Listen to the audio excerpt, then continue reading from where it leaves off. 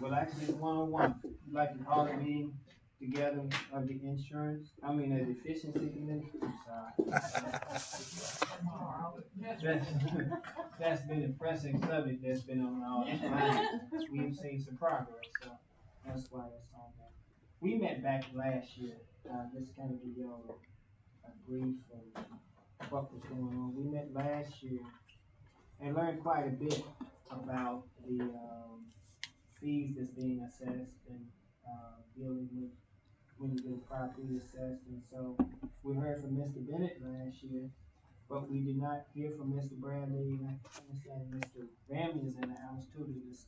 I guess I'm a commissioner on Drainage District 9, which y'all, that, drainage taxes are collected in the county. Okay, so we're going to hopefully, I think this goes back to the judge who helped me out.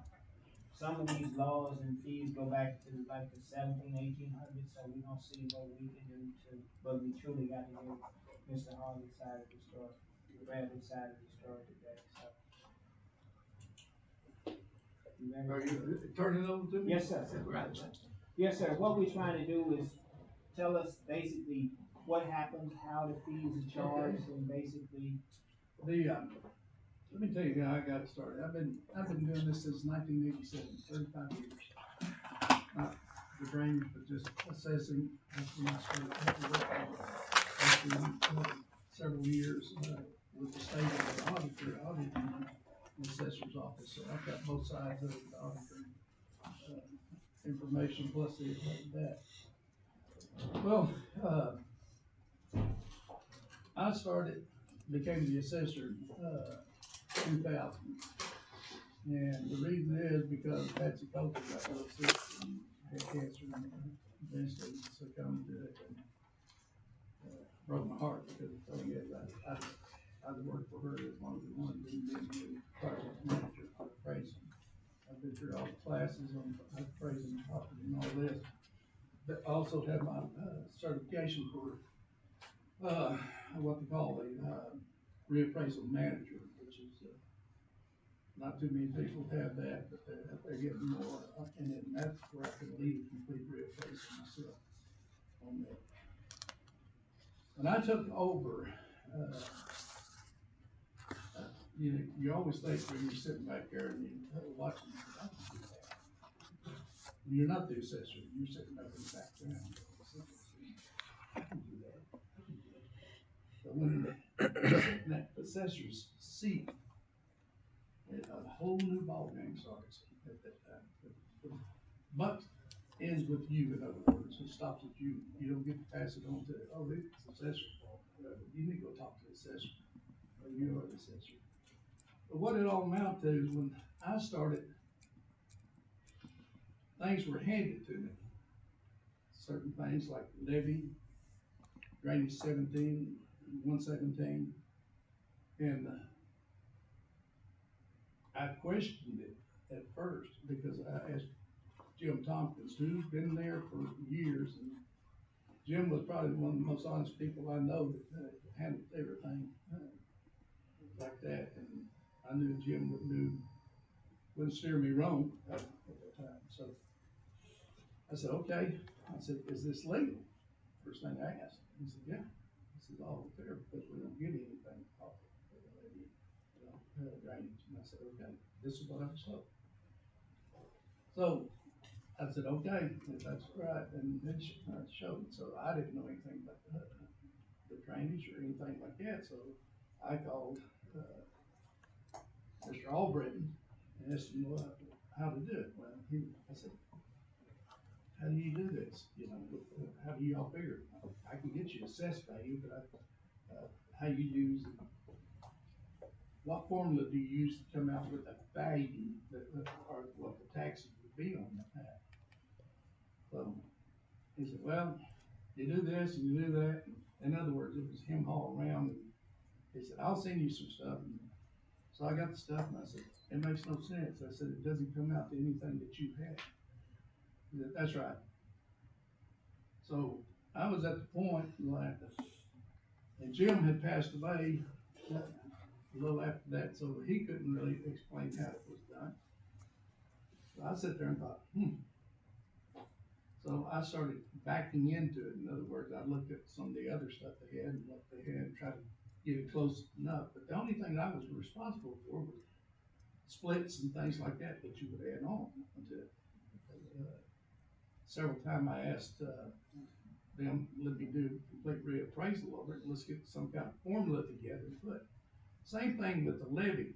At that time, I want you to know it, when I was with the levy, they gave me the levy, I said, they would send me a sheet, and I would fill out the sheets and everything, and hand it back to them, and they would, they had their little place across, they did their figure and everything, and got to come up with their prices. But remember when they used to be over at the, across the street, and most people do, you had to go stand in line for 2 weeks, or for 2 weeks out of the year, and they would collect the levy over there. But if you were delinquent on your levy, then you had to go over to the collector's side and collect your, you paid your delinquent tax, then you had to go stand back in line in that one again and wait your turn to pay your levy taxes. I said, this is ridiculous. This is crazy. So I looked at it and all that, and about the second year of it, I said, and they were paying, I want you to know, they were paying me $3,500 a year. They were paying Jim, Patsy that, and they were paying Jim that before that. So the thing is, I said, why don't we come up with the formula and put it in the system, and then let the collector collect it all. She's gonna collect delinquents anyway, why don't we just let them collect that? And the old man that was there at that time said, no, we're gonna keep doing it the way we're doing it. So it rocked on for another year, and he retired. Well, this guy, Rob, took over, the man there, and I called him up, and I said, why don't we do this? He said, I love it. He said, let me check with the other assessors and other people doing it. I said, okay. He come back and said, they all agreed we're gonna do it. And he said, but I have to have an assessor there. Okay, that's fine. He said, we're gonna do it. And I think they talked to Patricia or Eileen at that time. And they said, yeah, we'll do all the collecting and everything, we'll put it all. Which helped the public because they didn't have to go over that. It all came in one bill. They didn't have to go worry about here and worry about that. And I don't know how accurate they were over there, but I know I paid my levy tax one time. My mortgage company paid my levy tax at the same time. And I still got a delinquent notice on it. And being the assessor, that's not a good thing when you get that. It doesn't reflect good on you. So they did that. And Rob called me up and said, well, we need an assessor, but I can't pay you $3,500. I said, I really don't care. If you can help the public by not having to go over there and get one bill, everybody's gonna be a lot happier, because I've been talking around and everybody was pleased. So he said, we're gonna send you $500 a year just to sign off on the levy thing. And we're gonna do it in a calculation. And you have to realize now, and all your things have changed. When I first started, I was thinking about this yesterday. How you did appraisal was you went out and measured it, put it on the table, you took your calculator and you took a book, you went over the book, and you actually did it. The only computer system we had at that time was what I came up with the final figures and handed over and to the person putting it in, and they put in just the final figure. They didn't calculate, they didn't do any of this. So you got to think the new systems we got, it'll do anything you want it to. And that was great because it wasn't, at that time back then, you probably couldn't have got it to calculate the levy or drainage or anything on that. So that was taken care of. Well, we rocked along there for a while, and then Mr. Albritton retired, and Randy Ferguson took over. And so at that time, Randy called me and said, Harley, you're done 17,117. I said, yeah, like that.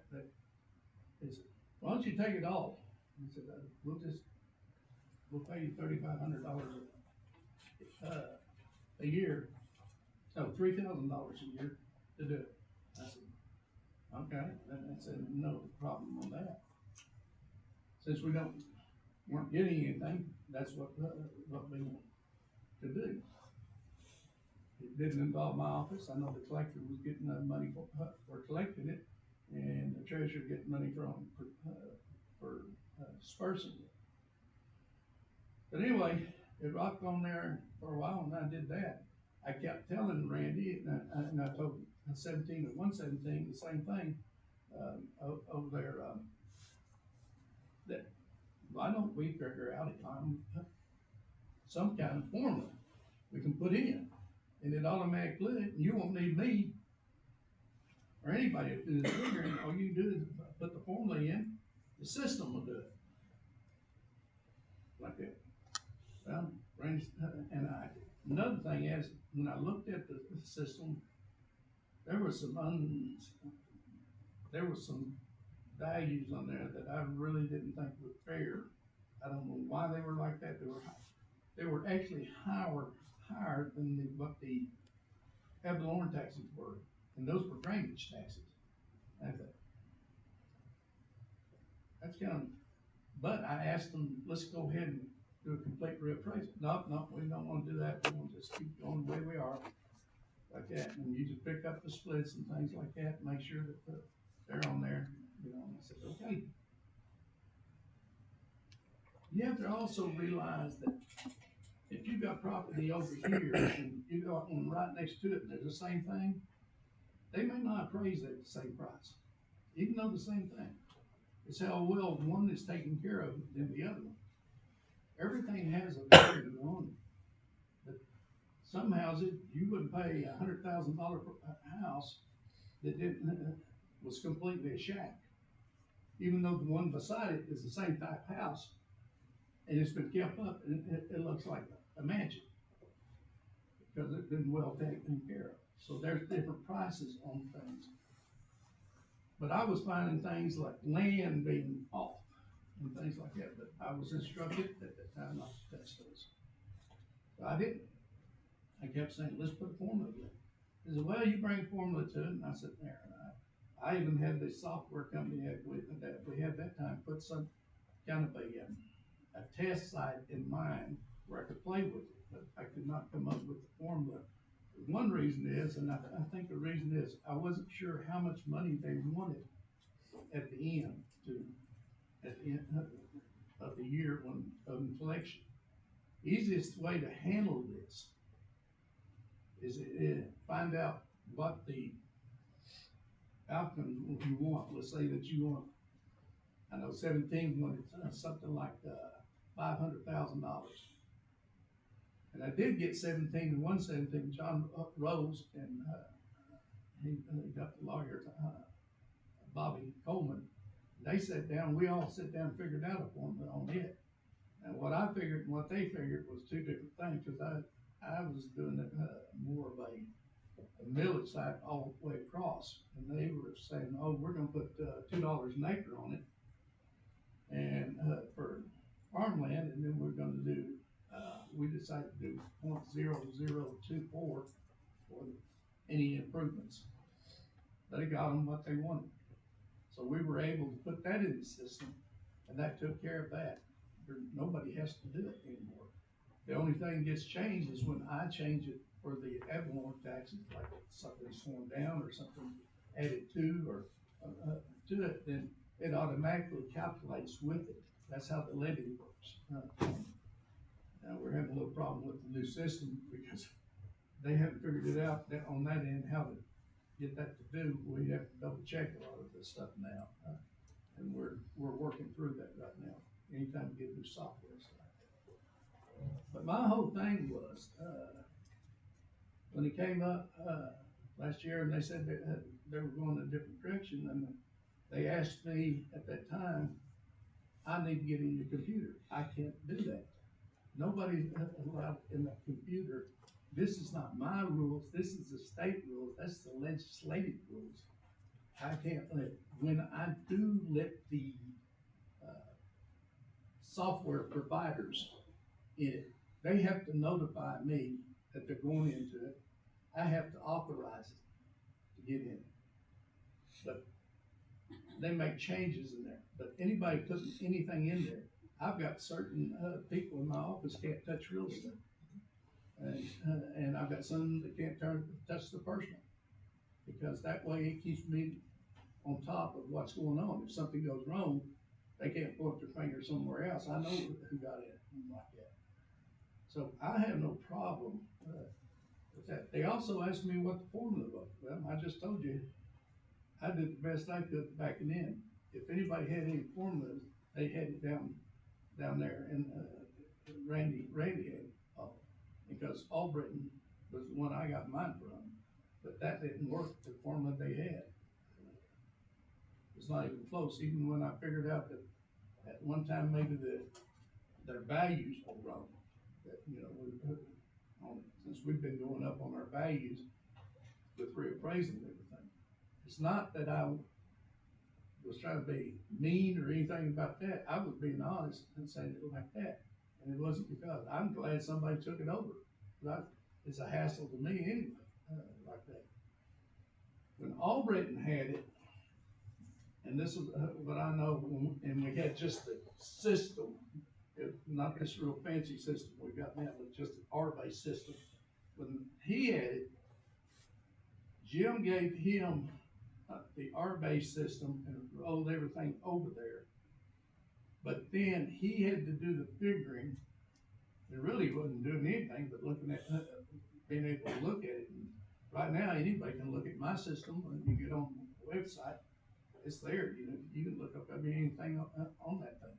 You can't change nothing in it, but you can look. And I had that done. But the thing is, then he would put it on the disk. Jim would check the disk out and then load it in there.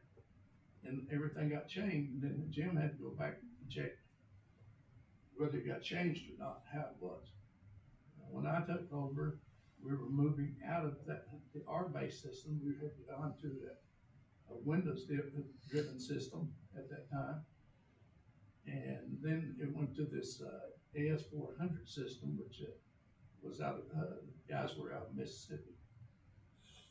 The thing to correct this, my recommendation to correct it, is you take what they want at the end. In other words, how much money do you want? Just like 17117 said, we want $500,000 to do this work. Then back into it. And the best way to do it, all you have to do is take how much land it is and how much the improvements are, and you can figure a formula out like they did. They put $2 an acre on the land, they put 0.0024 mils on improvements, and they come out with what they want. So it's very simple, and it's simple to put into the system because all you do is take acreage, add that in, and then take your improvement and multiply it times that, their assessed value, multiply it times that, and you come out with what they wanted. So there is a way to do it, and it's a simple way, and that way nobody really has to worry about it except taking a look at it every once in a while and making sure that it didn't jump up. We had one time it rolled over one time, and I thought I was gonna have 2 or 3 taxpayers have a heart attack because their bill went from $13 where it was on the drainage to $13,000, and they said, can you imagine getting a tax bill like that? He said, this has got to be wrong. It was on the shack. So, but this is my recommendation on it, and I have no problem, if there was somebody wanted to recommend setting up some kind of a thing to make it work.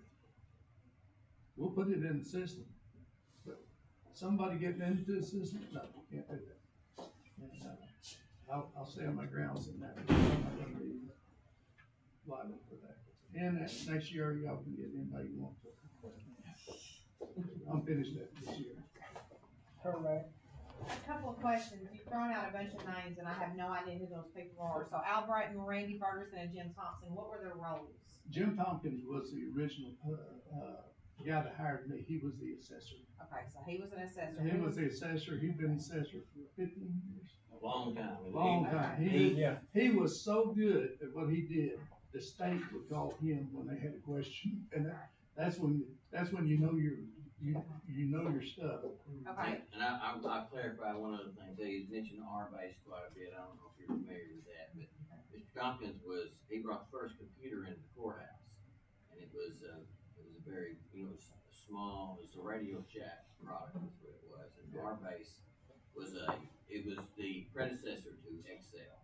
Okay. It's very complicated to program, but anyway, he was doing that sort of thing on his own. He was very progressive, and he had the only computer in the courthouse. But at one time, he set up the land, he set up the, I guess, the road, he set up several other offices with this, and he could walk himself through it, and he trained me on it, and I loved it because I could get the information out, but it had to be put in there. It wasn't one of these that actually calculated itself. Okay, and who was Mr. Albritton? What was his He role? was the over nine, I think The nine. district drainage supervisor? Several Yeah, drainage. Bennett. Okay, so he was, okay. Right. And so was Randy That's drainage Ferguson. district 9, right? Yeah. Was he the assessor And, for that? Drainage district 39, manager. 49, Okay. several of them. And how many drainage districts are there? 4? No, there's a bunch of them. It's more than that. I think there's 8, and there are 8 down in, Maybe at least 20 on the districts and sub-districts. 16, 17, 117. There's nine drainage districts. Yeah. 9 in In your- district No, manager? no, we've got 7, and you got 16 and 17, counting to 9. So But all, some of And those had 117, sub-districts. and Well, I 117. mean, I'm just counting sub-districts as a district, so if there's a tax rate on a sub-district, just consider it a district for Gotcha. practical purposes, cause it's a separate item. so that's all of Mississippi County, there's 9. And then you have 3 road districts, which are taxed, similar to the drainage district setup. Yep. Different How many? setup. I'm sorry, three. 3 roads. Clear Lake. And they're taxed similarly as the drainage district? They're a separate line item, like separate tax?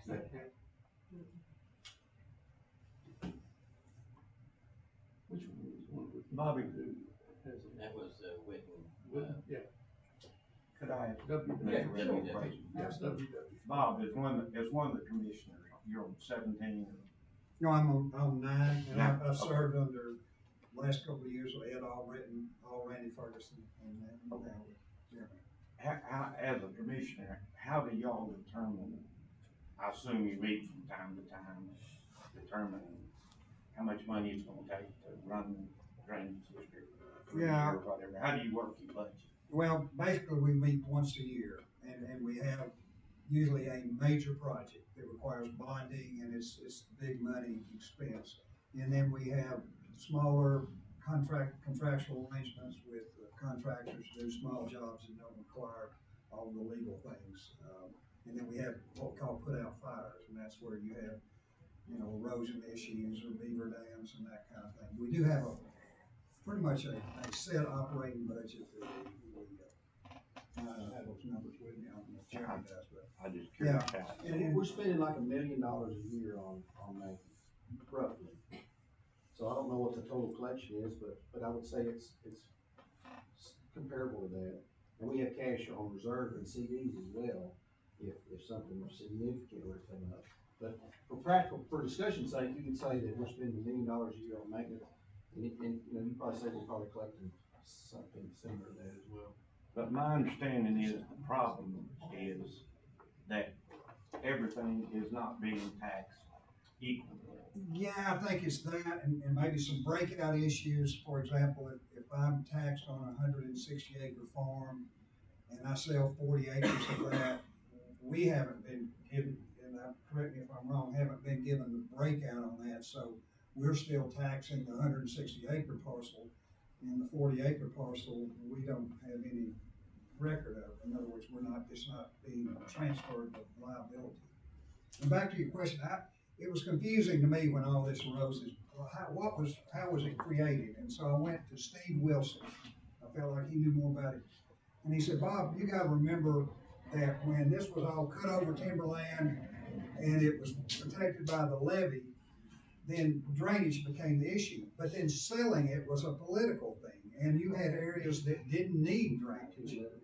And then you had areas that needed more drainage. And so it was kind of a cost benefit type proposal just to get it passed, the taxation passed. And so you had areas that paid less. And then we had 2 sub-districts, and I never could understand that. He said, well, they literally were swamps, and they wanted to pay more just to get that drained. So within our district, and on your tax thing, you'll see sometimes you have 9, you have 3 and 4 on there, and there's sub-districts of 9. But all this was created with the inception of the drainage, the pay for it. It was a bonding issue, and then trying to get it, I guess, so everybody would pay what was equitable at the time. But of course, the whole topography of the county has changed in parking lots and residential areas. And so, I think we'd be open to an equitable way to do it. I don't know from a legal standpoint, because you have to be real careful about that. As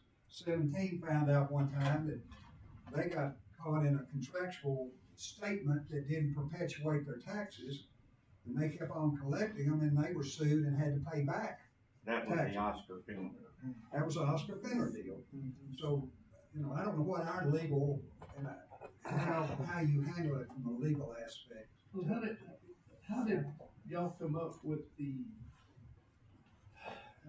percentage or whatever, but the only thing I ever got from was, like, one is 6.2, another one is 6.7. Yeah, I wasn't able. And see, to me, that's the thing that didn't make any sense to me, because they weren't all the same percentage that they asked for, and that's what was so crazy about it. Every drainage district had it different. Like I think at one time 117 was 0.4, or what they call 0.4 or 4, like that, and trying to get that, and that was supposed to be one of your multipliers. When John Rose and Bobby Coleman and I got together, and they finally listened to me and said, I said, we need to put a formula together. They started working on it. And I said, boy, that's going to raise somebody, and that's sure going to lower some people, and you're going to have happy, but that's what you have all the time. So it doesn't really matter on that. But there is a solution to all this, but it has. The thing is, I'm trying to figure out how to make that solution work with those figures that I guess the percentage that they put on there. Well, I don't mean to oversimplify the thing, but shouldn't the goal in today's time, with all the history behind us, shouldn't the goal be, I know there's valuation placed on every parcel, That's right. and it's updated from time to time. Right. But shouldn't the goal be to take that valuation some way and set a certain amount That's why based on the valuation countywide? Yeah. I don't know about drainage. Some drainages are not as big as others. Is that what it is that we're seeing like that? That might be what they're coming up. I don't know. All I did, they just handed me that thing. But to me, if you knew what each drainage district needed at the end, you could back into those things a lot easier than you're doing right now to try to figure out that. Plus, it needs to do a complete reappraisal, because a lot of them using the old values we had, all written put in, and I found them in 1999. I couldn't figure out how to come up with that formula until or even close to it. Let's say I never did get his accurate thing to it. But when it came down to it, it was, he was using the old value. So I went all the way back and started using his value back there in 1999. Well, we're we're up here at 22, and values have changed on everything, in that length of time. But you're still using the old value back here to calculate with, that's not good. Why would the drainage district be using different values than what the county assessor They does? don't have that That information. was left up to You're whoever. using the term you're using the term values to kind of lump it in. I think originally, with the assessment roles of each drainage district, a value or benefits assessment on each parcel was calculated. So the way I understand it, what that meant was, if so-and-so's parcel, they determined that the benefit assessment from the construction of those drainage ditches was $48,000. That didn't mean that they were gonna pay $48,000, but it's a way to say, well, maybe that your property was improved by that value, possibly. So they took that $48,000 and then they determined a rate of tax. So each parcel was given a benefit assessment of the district. So if this property and a ditch came through, because of that ditch, the benefits assigned to that parcel was this amount. And then they converted that to a rate of tax. So $48,000 benefit assessment might have become, $116 of tax a year. I mean, is an example, possibly. And so over time, maybe there was a time or two where they did a reassessment across the board. But until you did a reassessment, whatever the benefit assessment was established, that's what you went for, and then the tax rate was determined from all those benefits. And that's why you have all that variability. So question, what you're saying about as far as trying to get a flat percentage, are you talking about each individual drainage district having their own flat rate, or are you talking about a flat rate amongst all 9? I'm saying that each drainage district has a reason that it has a different value or. And that makes sense. 'Cause Like that, because of what it does. It needs to do per, drainage district. So, and right now, they don't have, like, within one, like, in your drainage district number 9, they may be different values on different properties. Each parcel. Every single parcel is not calculated the same way. There's not a standard formula across the I board. mean, it does make sense to me that and I understand that some drainage districts have more expenses than others because of whether they're populated or they're not populated. I mean, that makes sense, but it does, I agree, I think that's what you were talking about. It makes more sense for them to have some sort of one way of doing it against, for all the property that's within that district. And is that what you're trying to do as well, Mr. Bennett? But be cautious with the term, find out what we need, and then let's figure out the tax, because I don't think we're ever gonna get the money of what we quote need. I don't think any entity says, I mean, if you say, what do you need? Say, well, to do all the ditches tomorrow, 635 miles, we need $500 million. I mean, Right. So that's hard to say what we need, but But they did give you a starting yeah, figure, but that's where you start. more realistic would be an option to consider of, this is what we collected last year. So what standardized formula would give us What you about collected that last year. amount, as opposed to, Okay, and that's the same, Yeah. that's a better concept, because that actually keeps people's taxes from going up. well, because somebody may go up and somebody may go But down. not a whole lot, it But, would be right, it fairly wouldn't be as flat. dramatic, hopefully. That makes I sense. know. We don't wanna short ourselves, but we don't wanna get $2 million. That makes sense using the collective figure as 17 and opposed to. 117 used that, they figured out they were getting somewhere close to $350,000 to $400,000 on theirs. And they knew that they, where it needs to be sitting for a while would be at the 500,000. So they put a formula together to work that. Then after you do that, you got this formula set up, then it says property goes up. And just like everything, we know that property don't go down. And so we also know that the work on drainage districts continue going up too. The equipment and manpower and all that, it goes up with it. By putting it in the system now, like this, where when I go in there and take a home or add a brand new home to the property, then it will raise up to that point where nobody has to do any figuring. It's all in there. It's calculated, put out. The thing that I would see would be the catch thing here would be after it's done, then it would go to the drainage people to look at it and say, yeah, that's fair. If it's not, then at that time it could be something said, at least somebody's there to checking, making sure that's fair, equitable. If we're going to, I'm gonna let, Justice Ash ask his question. We're gonna have to come back, ladies and gentlemen, and hopefully we can come back with some numbers to develop a formula, because it seems like we gonna need some type of base with some type of fluctuation to include inflation, the rising cost of everything, so basically it's gonna be a mathematical calculation that will hopefully project us the way we're trying to be. I just want to clarify something from the last meeting. Harley, before you were hired to do the assessment for the drainage districts, or whoever started all this, who did those assessments?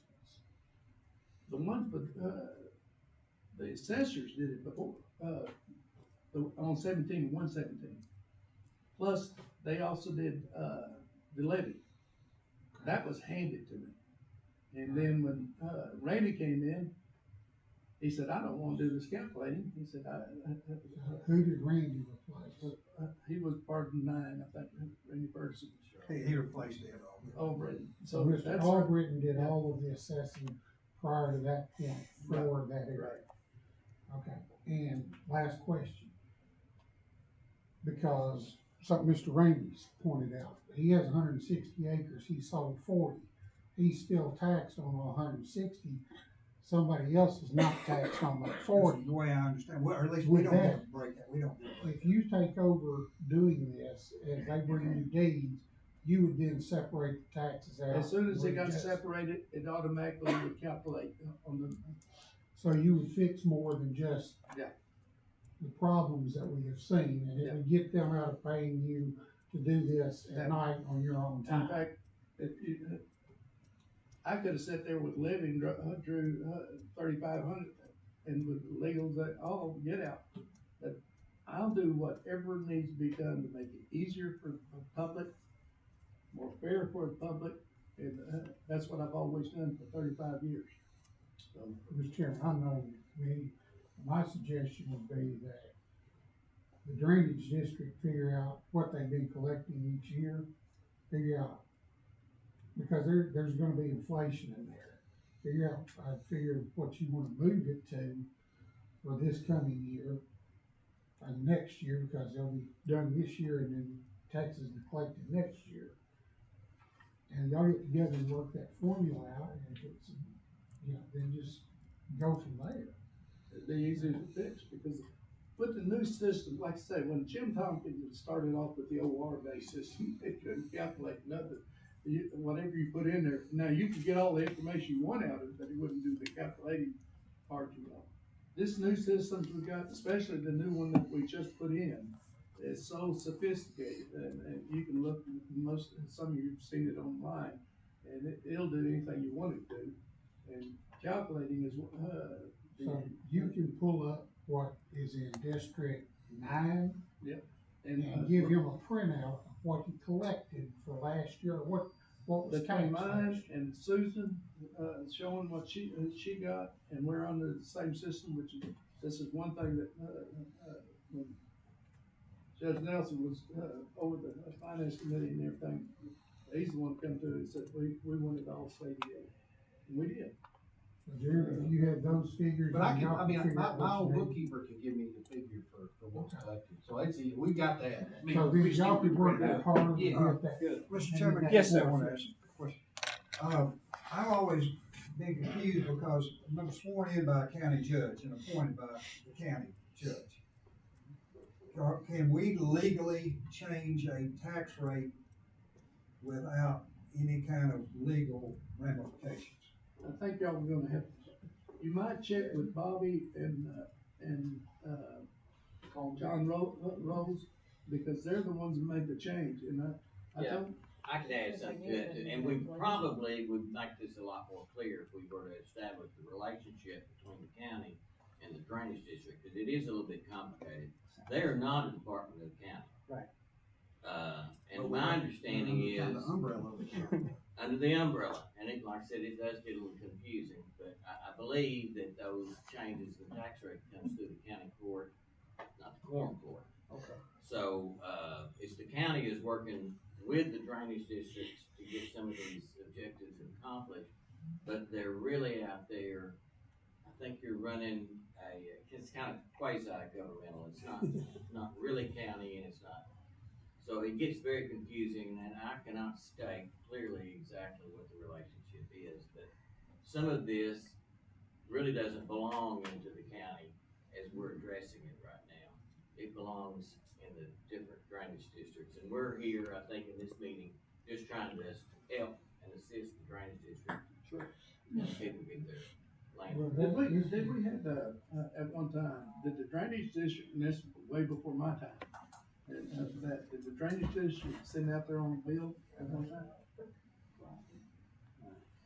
I think St. Francis Levy District. Now, the St. Francis Levy District, But I think they sent something in the local drainage district collected those from the taxpayers at the office and then distributed that to the St. Francis Levy District at some point in time. well, I mean, the drainage, the levy district, I knew how it worked because they had their own books, they had their own calculate.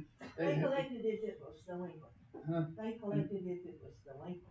The county, collector collected if it was delinquent. No, you're talking about before.